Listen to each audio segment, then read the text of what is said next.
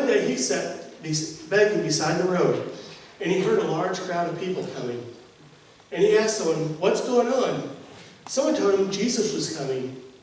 He goes, "That's the guy that heals, right?" And they go, "Yeah." So immediately he started yelling out for Jesus. And all of his friends sitting on there, "Be quiet, you don't want to draw attention to yourself." But he just kept it up.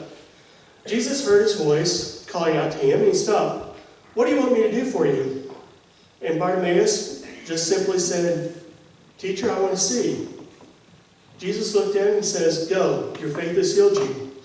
The Bible tells us that immediately Bartimaeus received his sight. That's a wonderful story. Unfortunately, not all blind people are able to see again.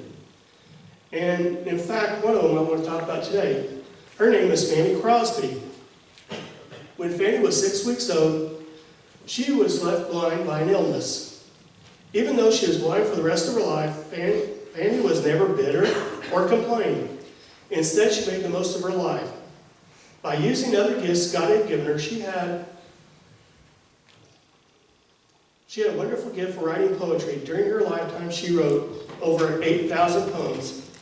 Some of those poems were set to music, and many of them are still in our hymnals today.